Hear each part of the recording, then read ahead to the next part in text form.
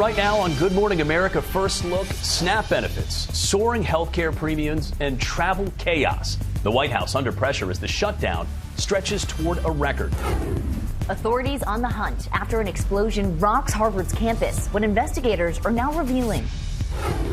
President Trump hints the U.S. could take military action in a new interview, saying the Pentagon's been told to prepare.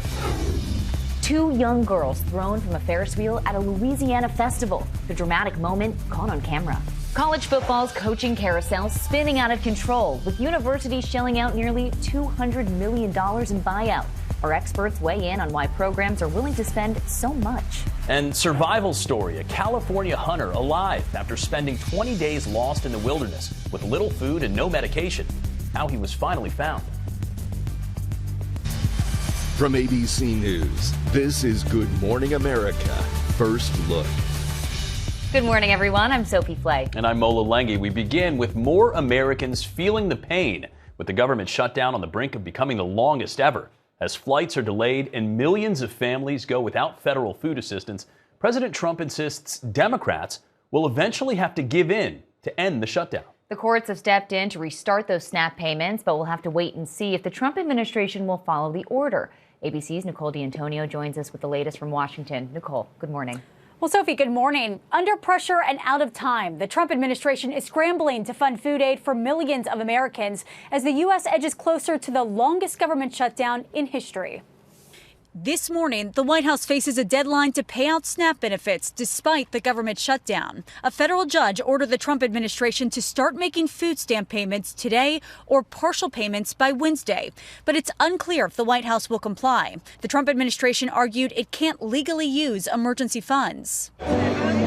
Over the weekend, President Trump grew criticism after throwing a Great Gatsby-themed Halloween party at Mar-a-Lago, some calling it tone-deaf, with 42 million Americans now going without food assistance. A White House spokesperson dismissed the critics, arguing, quote, "These Democrats are full of it." Now, with just days to go until the government shutdown becomes the longest in history, President Trump pointing the finger at Democrats. We voted 14 times to open the country. We have voted 14 times to open the country.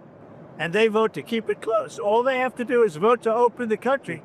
And we only need 5 Democrats. Trump has encouraged Republicans to change Senate rules, allowing Republicans to reopen the government without needing any votes from Democrats. But Senate Majority Leader John Thune has pushed back, saying giving the minority party a voice is important. Democrats are refusing to budge on demands to pass a spending bill without extending the Affordable Care Act tax credit. Trump saying he will only address health care once the government reopens. We should fix that. We should fix it. And we can fix it with the Democrats.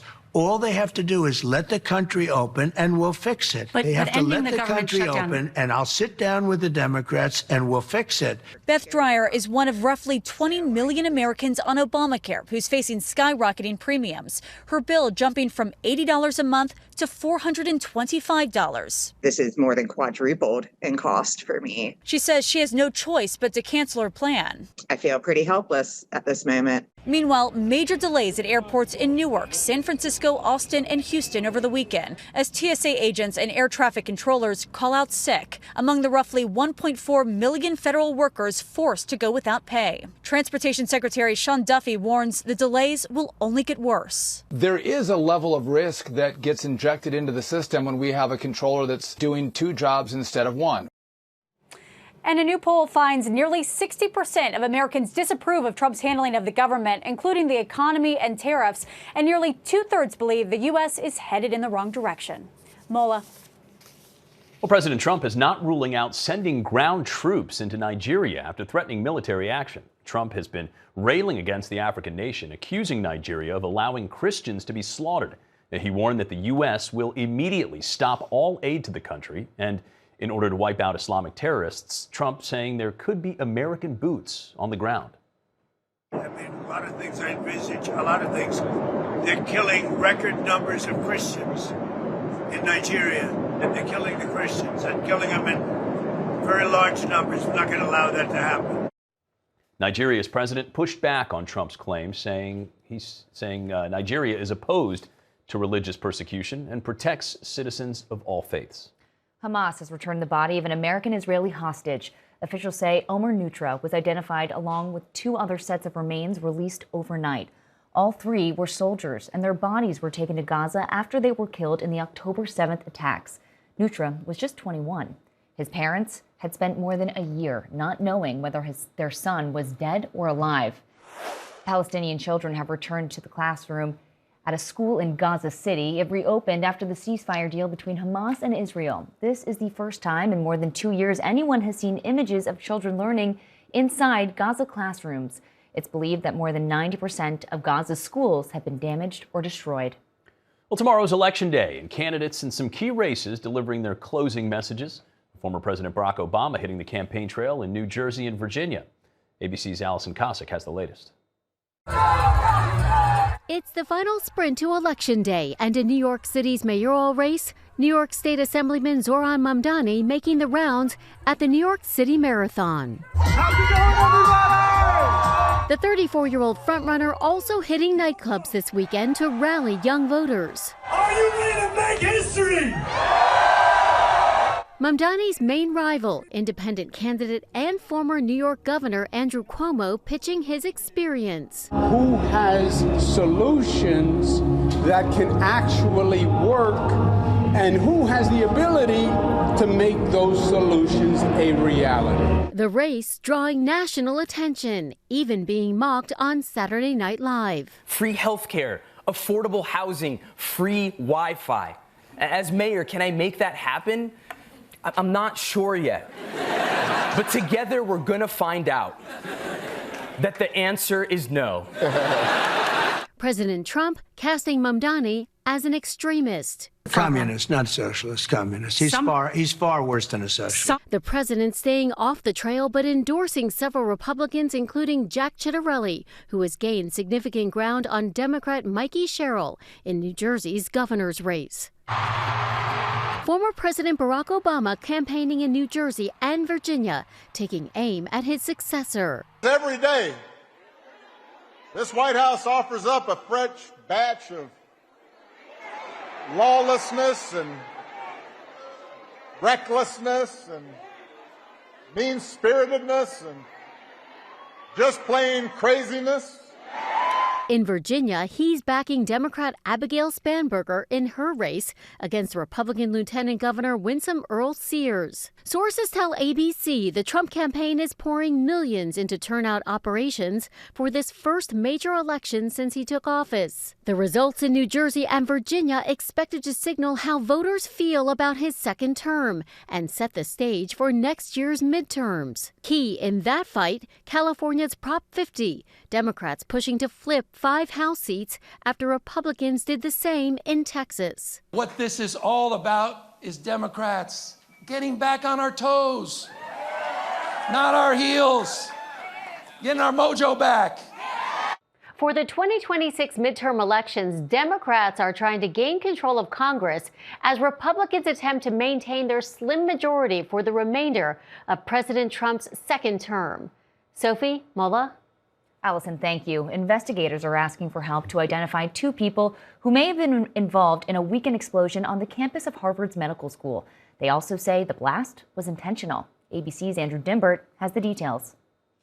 Authorities are searching for these people they say are suspects in connection with an explosion on Harvard's campus. It was really loud. I couldn't believe how loud it was. Authorities say they responded to a fire alarm at Harvard's medical school just before 3 a.m. The responding officer allegedly attempting to stop 2 masked men fleeing the building.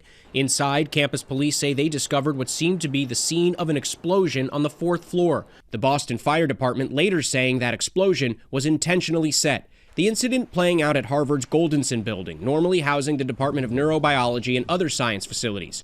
No additional devices were found, according to authorities, but sources tell ABC News the explosive device used was not a bomb. That would be terrible if somebody got hurt. I can't even imagine. Harvard says that building is now reopened and that there is no continued threat to the community. Meanwhile, the FBI are on scene trying to piece together who did this and why. No word yet as to a possible motive. Andrew Dimbert, ABC News, New York. The school says the explosion impacted the hallway but did not cause structural damage to the building. Well, time now for your Monday morning weather. Good morning. We're watching our next weather maker moving into the Pacific Northwest. We're talking places like Portland and Seattle getting rain, rounds of rain during the day today. And yes, that is some snow in the higher elevations of the Cascades, streaking towards, say, northern parts of the Rockies as well, northern parts of Idaho, western parts of Montana. A little bit of a break later on today into tomorrow, but another storm is kind of in queue, and that'll be into the Pacific Northwest with more significant rain and wind as we head into Wednesday and Thursday. Much of the rest of the country quiet today. Some showers from Cape Hatteras all the way up to New York City and Boston. Meteorologist Jeff Smith, ABC News.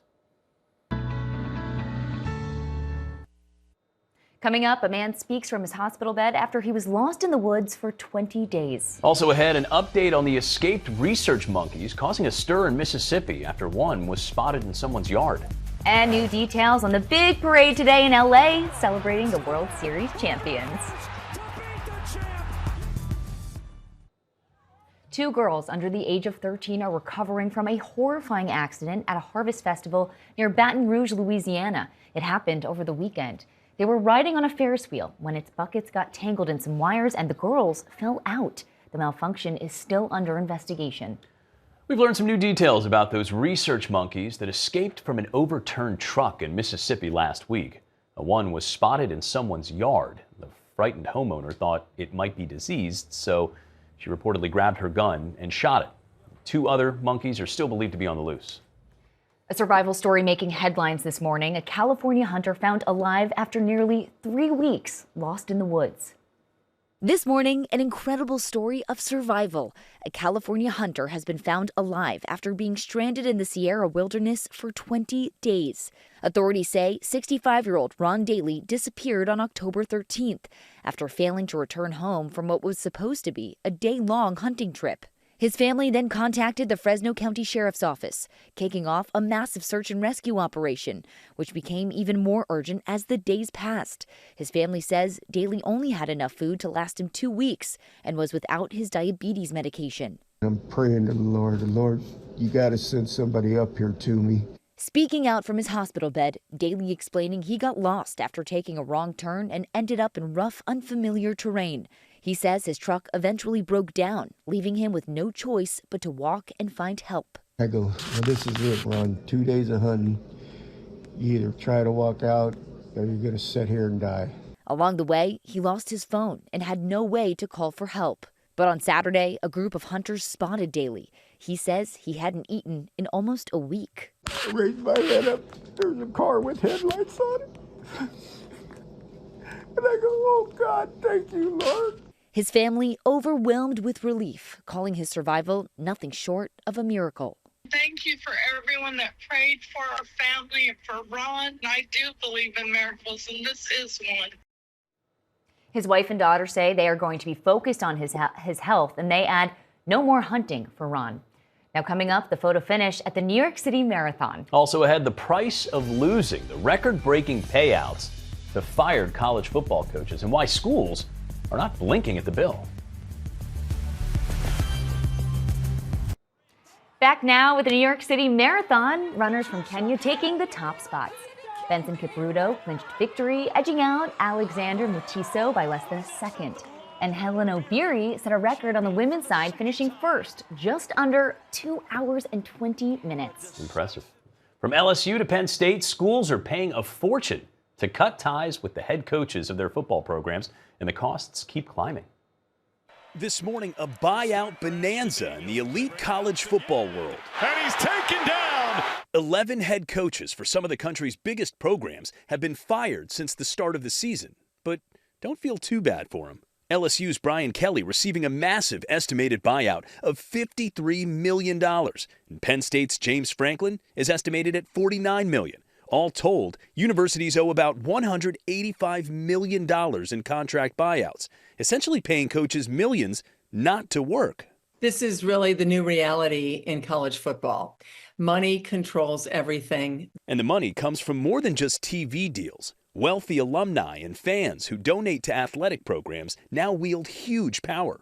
Everyone has lost their patience. You lose 1 or 2 games you're not supposed to lose, you can be gone. Experts say these firings have as much to do with what's happening off the field as on it, with recruiting for next year already underway. If that coach fails at getting the top talent, high school, and the transfer portal. Well, then that coach is obviously deemed a failure. And it's not just coaches feeling the pressure.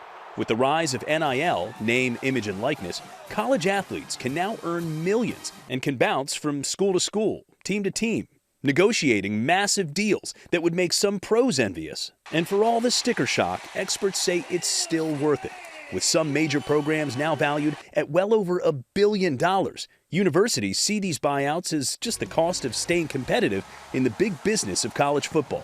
This is what people wanted, obviously, to be fair to the players, as well as, of course, the coaches making all the money with the billions of dollars coming into college football. Well, analysts say at least 2 other coaches with 8-figure buyouts are at risk of losing their jobs right now, meaning this record-breaking season of buyouts could still get even more expensive for schools. Coming up, the new field goal record in the NFL. Plus, the surprising new business venture for rapper 50 Cent.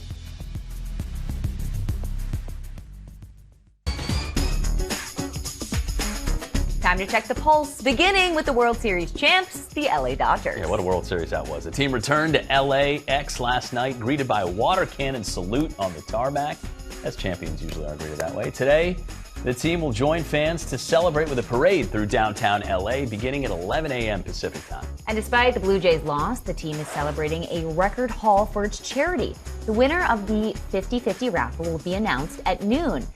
That jackpot tops $25 million, and that means the winner will walk away with more cash than some of the team's players. All right, good for them. And one NFL player has kicked his way into the record books. Yeah, this one came during the Jaguars-Raiders game. Jacksonville's kicker Cam Little drilled a 68-yard field goal to close out the first half, the longest kick in NFL history.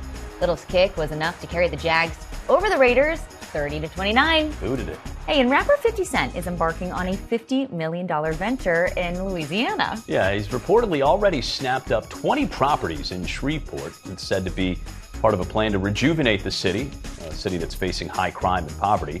He's expected to launch several businesses, including a movie production studio. Next, a piece of history from beloved TV painter Bob Ross. Bob Ross original was sold at auction for, get this, $47,500, $10,000 above the estimate. Ross delighted generations of viewers with his PBS hit, The Joy of Painting. The 1987 work, Lake with Cabin and Trees, features his trademark mossy landscape. The great Bob Ross. We'll check the top headlines coming up next.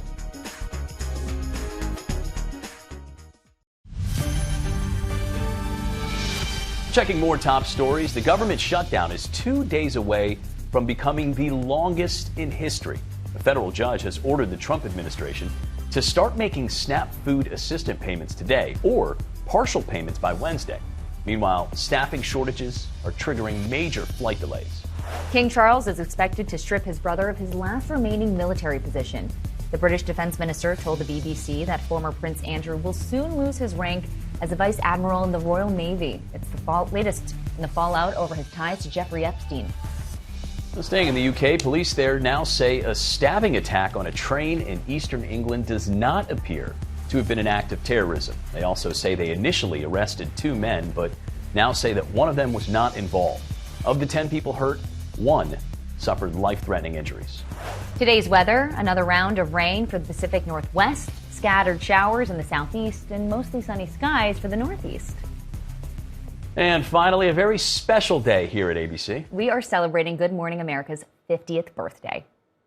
You are cordially invited to a party half a century in the making. Good morning. I'm David Hartman. Today is Monday, November the 3rd. And to celebrate 50 years of Good Morning America, we're bringing back some familiar faces and remembering our favorite moments. We took the show to Australia and New Zealand, and I said, let's go bungee jump. Now, the show would never have allowed us to do that. So we snuck out with a camera crew, of course. So I'm out at the end of the platform, and I remember saying, I sincerely hope this is not the last time I say, Good Morning America. The executives were, in an instant, angry at us for doing it, and so excited that we had the videotape. We're looking back at 50 years of cooking. This is Julia Child. Bon appetit. How long in the oven at what time? Oh my God, at this point, who really cares? 5 decades of exploring the world I am in India. Here in Moscow. In Madrid, Spain. I made it here. Good morning from Jerusalem. I have one word for you: spectacular. Half a century of famous faces. They put me on this pedestal because you're so tall. And so the O shot. Oh. The O.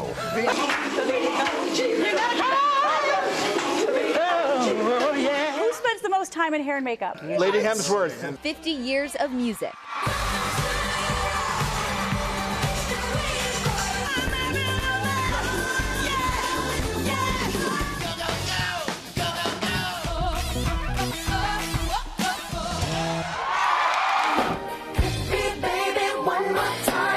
From our very first show to today, here's to 50 more years of saying, Good morning. Good morning, America.